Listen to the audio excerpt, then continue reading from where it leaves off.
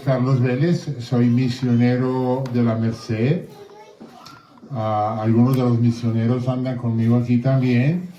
Es la primera vez que los visito. Le doy muchas gracias a la familia que me ha recibido esta tarde y me ha pedido un poquito que hablemos sobre la predicación y sobre la Santísima Virgen. También quiero hacer un pequeño anuncio al principio de toda la predicación. Una de las vocaciones que los misioneros de la Merced tenemos es precisamente el rezo del Santo Rosario. Si usted alguna vez quiere que vayamos a su casa a hacer el Santo Rosario, nos puede dejar saber. Particularmente cuando hay crisis, hay problemas, hay matrimonios que se están dañando, hay hijos rebeldes, hay cosas que se mueven y sombras que caminan en medio de la noche, pues nosotros podemos ir a rezar el Santo Rosario con los misioneros. Vamos a comenzar con una pequeña, no sé si mi esposa anda por ahí ya, con una pequeña, la primera cita bíblica que viene del libro del Apocalipsis, el capítulo 12. Es cortita, pero usted se va a dar cuenta que describe precisamente a la Virgencita de Guadalupe. Esto está en la Biblia. Entonces nosotros somos católicos, pero somos bíblicos, amén, ¿verdad? Todo viene de la Biblia. Libro del Apocalipsis, capítulo 12, versículo 1. Apocalipsis 12, versículo 1. La mujer y el dragón. Apareció en el cielo una gran señal, una mujer vestida de sol, con la luna debajo de sus pies, y sobre su cabeza una corona de 12 estrellas. Palabra de Dios.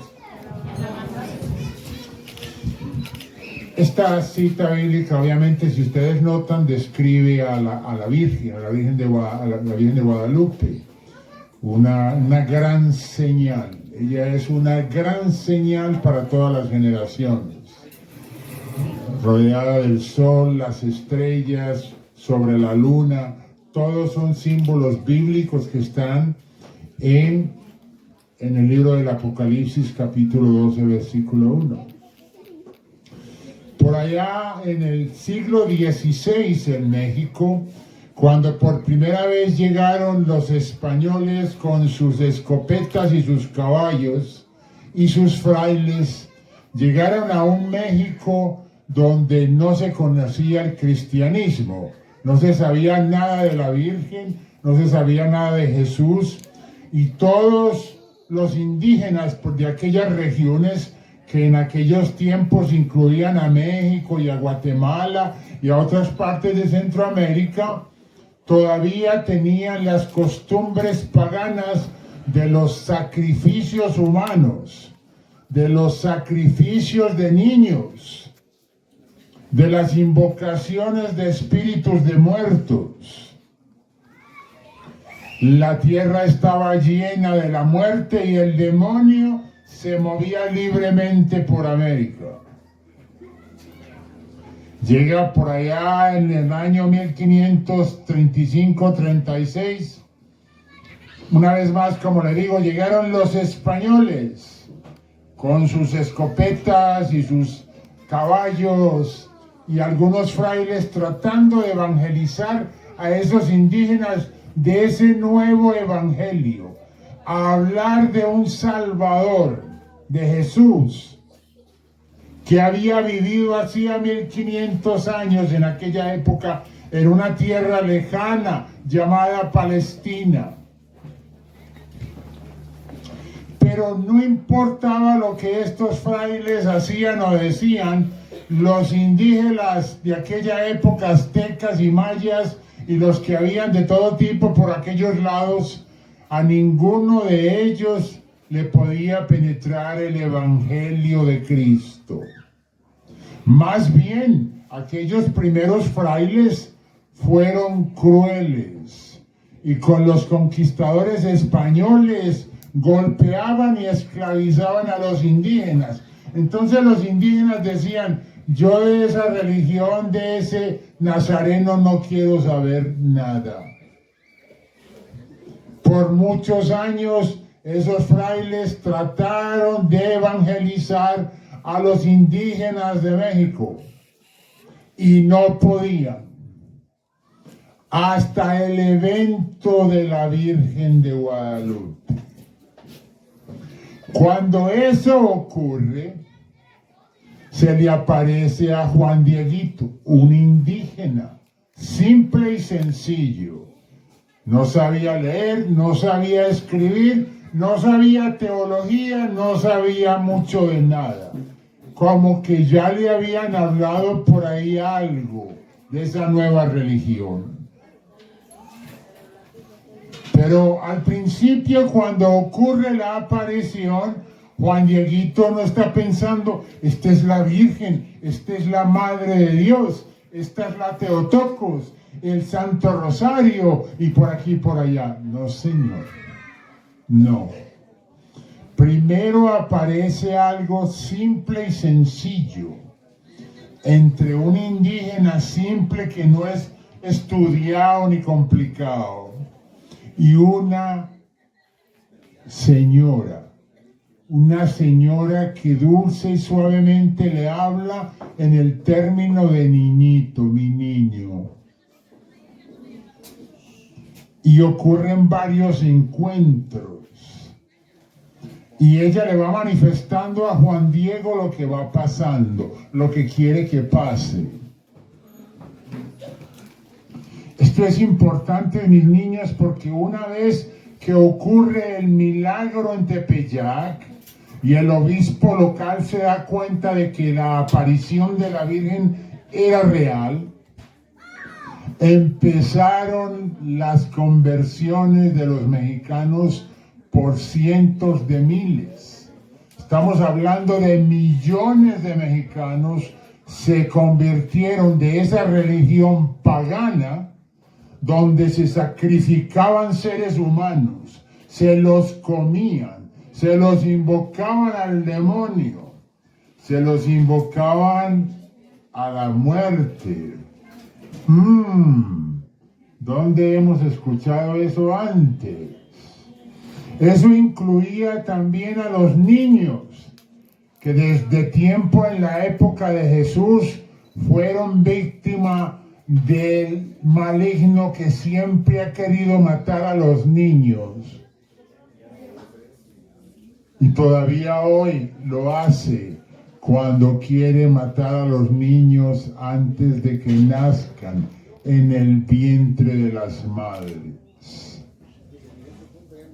En medio de esa guerra espiritual que todavía estamos viviendo hoy, en un mundo como hoy donde la gente le tiene más miedo a las plagas,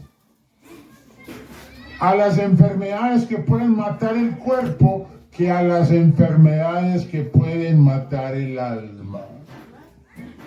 Repito, le tenemos más miedo a lo que es capaz de matar el cuerpo y no le tenemos miedo al pecado que es capaz de matar nuestra alma para la eternidad. ¿Acaso, mis hijos, no os dais cuenta de que todo esto de las pandemias es un movimiento de esa misma serpiente antigua que todavía está tratando de separarnos y llenarnos de miedo, cuando la mismísima Santísima Virgen de Guadalupe le dijo a Juan Dieguito, como dicen todos los santos y como dijo Jesús, repita conmigo, no tengas miedo. No los oigo. No tengas miedo. Nosotros no hemos recibido un espíritu de miedo y de temor. Ese no es el espíritu que nos ha dado Dios a nosotros. Él nos dio un espíritu de poder sobre los espíritus de los malignos. Todo lo que tenemos nosotros que temer es al pecado grave.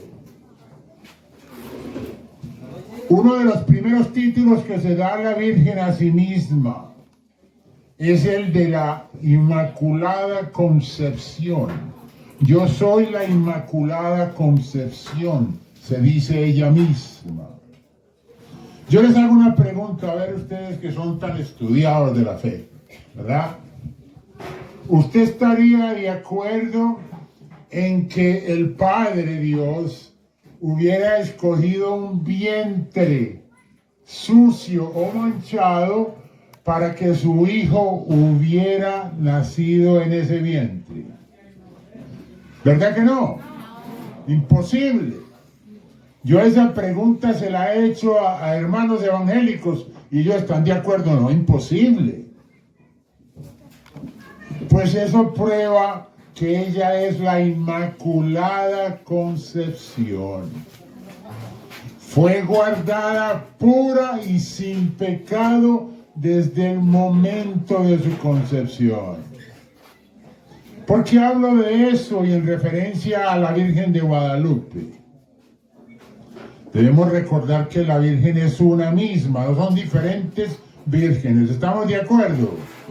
¿Verdad que sí? La Inmaculada Concepción implica de que la Virgen no conoció pecado. Ese vientre donde ella iba a nacer y donde ella voluntariamente y en libertad dijo: hágase en mí según tu palabra. Yo soy la esclava del Señor. Porque la Virgen María corrigió lo que la primera mujer falló. ¿Quién fue la primera mujer? Ella, tentada por esa misma serpiente antigua que hoy nos está acosando y llenándonos de miedo. Ella falló, no fue obediente. Tenía que venir en ese plan de salvación un nuevo Adán y una nueva Eva. De manera que el primer Adán, que falló también, debía ser corregido con el nuevo Adán. ¿Quién es el nuevo Adán? Jesús es el nuevo Adán. El primero, la mujer le dijo: no, mijo, comamos de la manzana. Y el bobo del marido: ah, bueno, mija. ¿Verdad? Se dejó llevar y cayó en el pecado también, según la historia esa bonita de la manzanita y la culebrita. Jesús en el jardín, pero en el de Getsemaní, se reúnen una noche oscura como estas con sus amigos a rezar, así como ustedes. Y les dice: háganse a un lado. Y dice en el Evangelio que él, lleno de angustia porque ya lo venían a arrestar y ya iba a comenzar su gran martirio. Dice que se arrodilló y se postró en el suelo y oró con tal intensidad que sudaba gotas como de sangre. Dice el Evangelio que dijo: Abba, Padre, si te es posible, quita de mí este cáliz amargo, pero que no sea mi voluntad, sino la tuya. Jesús, el nuevo Adán, fue obediente. La Santísima Virgen María, la nueva Eva, fue obediente. A ver, ¿usted cómo actuaría si a usted se le aparece alguien así en medio de la noche y le dice: vas a tener un hijo? Y la pobre muchachita sin saber ni qué está pasando. Sin embargo, ella creyó. Una cualidad de todas las criaturas que Dios ha creado es que nos dio libertad. Tanto a los seres humanos como a los ángeles, inclusive a los ángeles caídos, nos hizo libres. Esa libertad también aplicó a la Santísima Virgen. Cuando ella pudo haber dicho, respetando su libertad: ¿cómo así que me van a embarazar? No, yo todavía estoy muy jovencita. Yo todavía tengo que conseguir novio. Yo todavía me quiero casar. Yo todavía quiero comprar carro y tener beca y tener una camioneta. Pero eso no fue lo que ella contestó. Ella contestó una vez más, he aquí, ¿cómo dice? La obediencia a mis niños.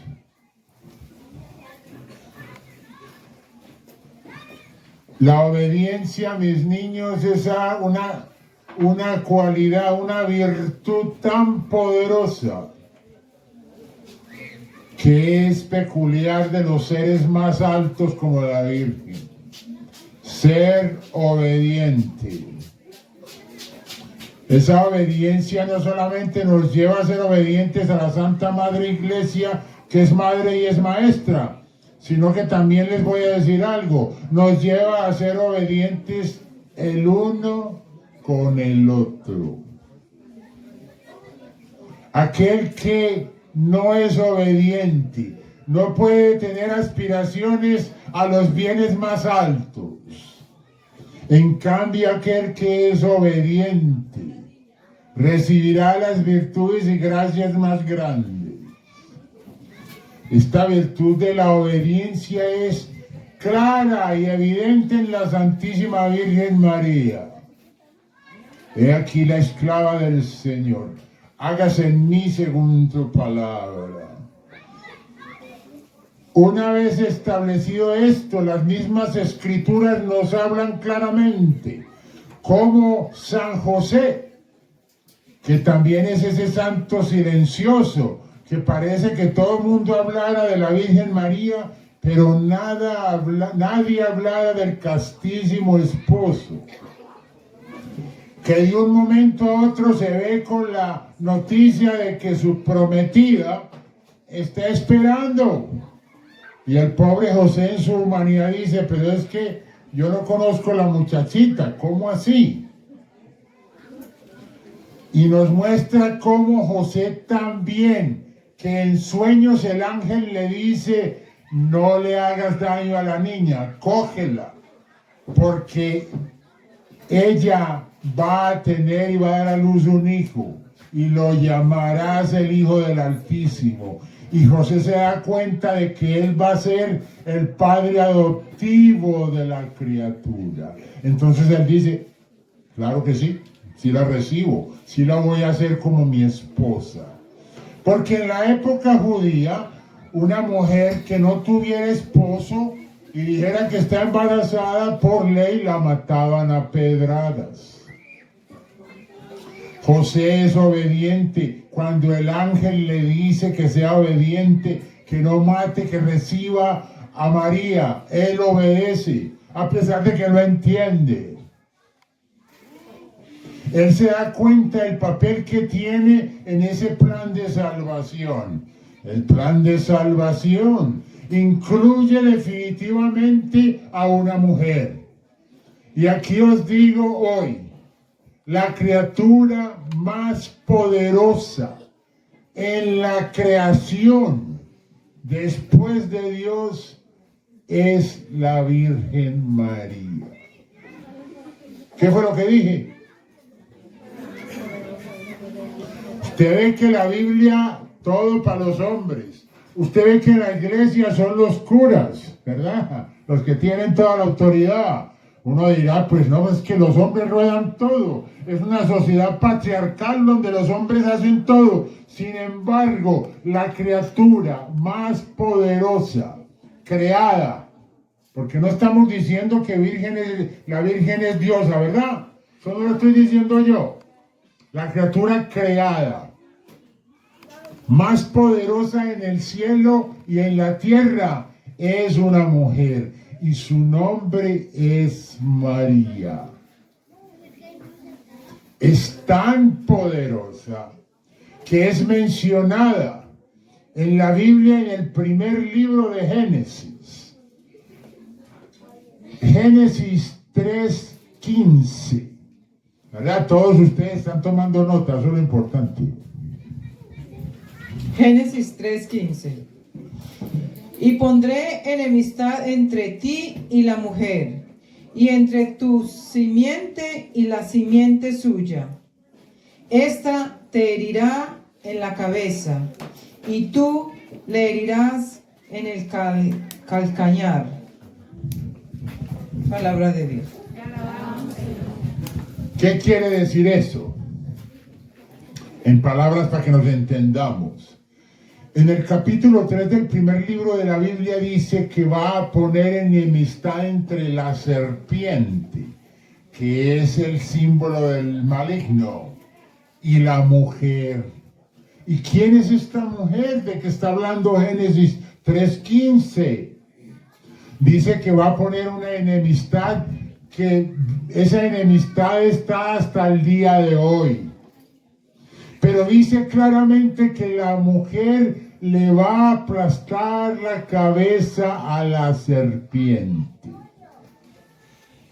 Entonces mis hijos, a mí me llaman a veces y me dicen, venga por allí, que es que tenemos el